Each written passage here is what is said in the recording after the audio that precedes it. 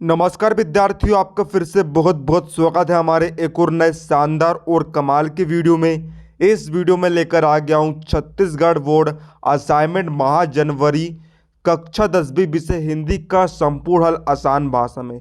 जी हाँ विद्यार्थियों, आपको पूरा हल यहाँ पर दिया जाएगा। यदि आप इस वीडियो को देखकर अपने असाइनमेंट को सोल्व कर लेते हो तो आपको इस विषय में 20 में से 20 नंबर लेने से कोई भी नहीं रोक पाएगा। आपका टीचर एक भी नंबर नहीं काट पाएगा। तो विद्यार्थियों, आपको पीडीएफ भी इस वीडियो में दिया जाएगा। तो विद्यार्थियों, आप इस वीडियो के लिए लाइक जरूर कर दीजिएगा। साथ ही चैनल पर नए हो तो चैनल को सब्सक्राइब करके वे नोटिफिकेशन भी ऑन कर लीजिएगा, ताकि हम जैसे ही कोई नया वीडियो अपलोड करेंगे आपको उसका तुरंत नोटिफिकेशन मिल जाएगा। चलिए आज के इस कमाल के वीडियो को हम बिना किसी देरी के शुरू कर लेते हैं। तो बच्चों देखिए, प्रश्न 1 का आ क्वेश्चन है, वीर गाथा काल की 4 विशेषताएं लिखिए। है ना बच्चों, आपको जो है यहाँ पर वीर गाथा काल की 4 विशेषता लिखनी है। और दूसरे क्वेश्चन बच्चों, आपको यहाँ पर जो है भक्ति काल के प्रमुख 2 कवि और उनकी रचनाओं के नाम लिखना है। तो बच्चों सबसे पहले हम जो है आ नंबर के क्वेश्चन का आंसर देख लेते हैं। वीर गाथा काल की प्रमुख विशेषताएं। पहला, इस युग के साहित्यकार साहित्य सृजन के साथ साथ तलवार चलाने में भी दक्ष थे। दूसरा, साहित्य का एकांगी विकास हुआ। तीसरा, वीर काव्यों की प्रबंध तथा मुक्तक दोनों रूपों में रचनाएं हुई। काव्यों में वीर रस के साथ में मिलता है, पुट भी पर्याप्त मात्रा में मिलता है। अगला, कल्पना की प्रचुरता एवं अतिशयोक्ति का आधिक्य। अगला, काव्य का विषय युद्ध और प्रेम। अगला, काव्य का विषय युद्ध और प्रेम। फिर है अगला, युद्ध का सजीव वर्णन। फिर इतिवृत्तात्मक की अपेक्षा काव्य की मात्रा का आधिक्य। अगला है आश्रयदाताओं की पेट प्रशंसा। केवल वीर काव्य था, राष्ट्रीय काव्य नहीं। साहित्यकारों में व्यक्तिक भावना की प्रधानता तथा राष्ट्रीय भावना का अभाव। तो विद्यार्थियों, आप जो सारे पॉइंट यहाँ पर बनाकर लिख लेंगे, नंबर डाल के आपको नंबरिंग डाल के आपको लिख लेना है। विद्यार्थियों, असाइनमेंट के पीडीएफ को डाउनलोड करने के लिए टेलीग्राम चैनल को ज्वाइन करें, जिसका लिंक डिस्क्रिप्शन में आपको दिया गया है। और पीडीएफ को ओपन करने के लिए आपको पासवर्ड की आवश्यकता पड़ेगी, जो कि अभी आपको वीडियो में आगे बता दिया जाएगा। तो उसके लिए आप वीडियो को पूरा वॉच करिए। तो खा नंबर का क्वेश्चन में बच्चों आपको क्या दिया था, आपको जो भक्ति काल के 4 प्रमुख कवि के नाम लिखने तो और उनकी रचनाएं आपको लिखनी थी। तो देखिए, इसका पहला कवि का नाम है कबीरदास। ये जो है निर्गुण पंथ के प्रवर्तक थे। इनकी रचना है बीजक। इसके अंतर्गत आती है रमेनी, सवद, साखी और संकलन। सभी का संकलन है ना बच्चों। जो बीजक है वह रमेनी, सवद, साखी सभी का संकलन है। दूसरे कवि का नाम है रैदास। इनकी रचना का नाम है वाणी। अगला है नानक देव। इनकी रचना का नाम है ग्रंथ साहिब में संकलित, है ना। अगला है सुंदर दास। इनकी रचना का नाम है सुंदर विलाप। तो बच्चों, ये आपका प्रश्न क्रमांक 1 का उत्तर यहाँ पर हो जाता है। बच्चों, अगले क्वेश्चन की तरफ बढ़ने से पहले मैं आपको बता देता हूँ, डिस्क्रिप्शन में आपको एक प्ले लिस्ट की लिंक आपको देखने को मिल जाएगी।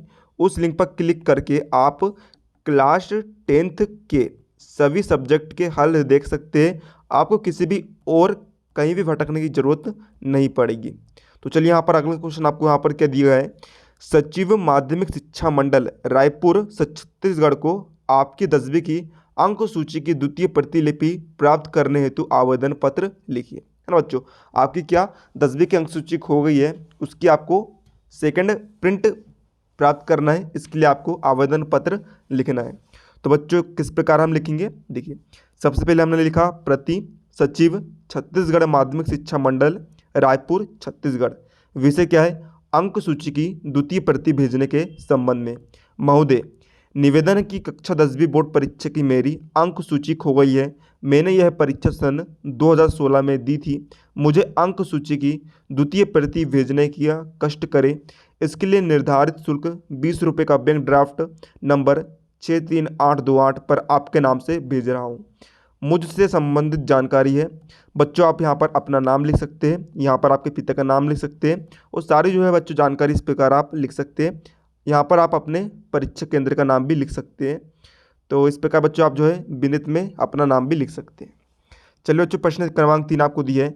यहाँ पर बच्चों आपको जो है एक अपठित गद्यांश दिया गया है, इसे पढ़ना है, समझना है और नीचे दिए गए प्रश्न का उत्तर लिखना है। तो बच्चों, गद्यांश क्या है, परोपकार महत्वपूर्ण धर्म है। प्राणी मात्र के जीवन का तो यह लक्ष्य होना चाहिए। यदि विचार पूर्वक देखा जाए तो ज्ञात होगा कि प्रकृति के सारे कार्य परोपकार के लिए ही है। नदियाँ स्वयं अपना पानी नहीं पीती, पेड़ स्वयं अपने फल नहीं खाते, गुलाब का फूल अपने लिए सुगंधित नहीं रखता, वे सब दूसरों के लिए हितार्थ है। महात्मा गांधी और अन्य महिलाओं का मत है कि परोपकार करना चाहिए, किंतु परोपकार निष्काम हो। यदि परोपकार किसी प्रत्युपक आशा से किया जाता है तो उसका महत्व क्षीण हो जाता है। तो बच्चों यहाँ पर इसके प्रश्न के उत्तर हम देख लेते हैं। प्रश्न क्रमांक आपको दिए गए हैं, उक्त गद्यांश का उचित शीर्षक लिखिए। तो बच्चों इसका उत्तर है, इस गद्यांश का शीर्षक परोपकार है। अगला क्वेश्चन है, प्राणी मात्र के जीवन का लक्ष्य क्या होना चाहिए। तो इसका उत्तर है, प्राणी मात्र के जीवन का एकमात्र उद्देश्य परोपकारी बनना होना चाहिए। प्रश्न तीसरा है, प्रकृति के कौन कौन से कार्य परोपकार के लिए है। तो उसका उत्तर है, प्रकृति के सारे कार्य परोपकार के लिए ही है। नदियाँ स्वयं अपना पानी नहीं पीती, पेड़ स्वयं अपने फल नहीं खाते, गुलाब का फूल अपने लिए सुगंधित नहीं रखता, वे सब दूसरों के लिए हितार्थ है। प्रश्न 4 हमें दिया है, परोपकार का महत्व कब क्षीण हो जाता है। तो उसका उत्तर है, यदि परोपकार किसी प्रत्युपक आश से किया जाता है तो उसका महत्व क्षीण हो जाता है। अगला क्वेश्चन है, सबसे महत्वपूर्ण धर्म कौन सा है। तो उसका उत्तर आएगा परोपकार। अब बच्चों जैसा कि मैंने आपको बताया था, आपको पीडीएफ को ओपन करने के लिए पासवर्ड की आवश्यकता पड़ेगी। तो बच्चों वह पीडीएफ का पासवर्ड है 6392। अब प्रश्न 4 बच्चों आपको दिया है, निम्नलिखित विषयों में से किसी एक विषय पर लगभग 150 से 200 शब्दों में निबंध लिखिए। तो बच्चों हम निबंध लिख रहे हैं वृक्षारोपण पर। तो बच्चों इसकी रूपरेखा आप देख लीजिए। पहला प्रस्तावना, दूसरा भारतीय संस्कृति और वृक्ष, तीसरा वनों से लाभ, चौथा वृक्षों के कटने से हानियां, पांचवा वृक्षारोपण कार्यक्रम, छठवां उपसंहार। तो बच्चों यहाँ पर जो है प्रस्तावना बच्चों आप जो है पूरी डिटेल यहाँ से लेकर यहाँ तक लिख देंगे। फिर इसके बाद बच्चों आप लिखेंगे, है ना, इतना बच्चों आप लिख लेंगे।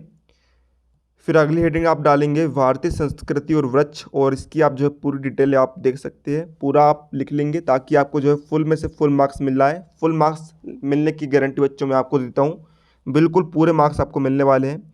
अगला हेडिंग आप डालेंगे वनों से लाभ, और उसकी आप पूरी डिटेल यहाँ पर लिख देंगे।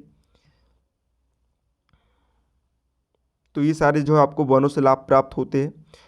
अब बच्चों आप अगली हेडिंग डालेंगे वृक्षों के कटने से हानियां, और सारी डिटेल आप लिख देंगे।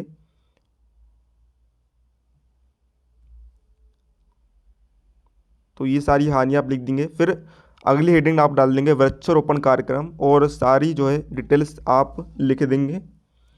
फिर आखिरी में आप लिख देंगे उपसंहार। तो आप जो है सारा कुछ लिख देंगे। तो विद्यार्थियों इस प्रकार हमने आज के इस वीडियो में देख लिया है कक्षा 10वीं विषय हिंदी के जनवरी माह का असाइनमेंट का संपूर्ण हल। तो विद्यार्थियों उम्मीद है आपको वीडियो पसंद आया, तो वीडियो को ज़्यादा से ज़्यादा अपने फ्रेंड्स में शेयर करिएगा ताकि सभी विद्यार्थियों को हमारे इस वीडियो का लाभ मिल सके। तो मिलते हैं आपको अगले किसी नए वीडियो में, तब तक के लिए जय हिंद जय भारत।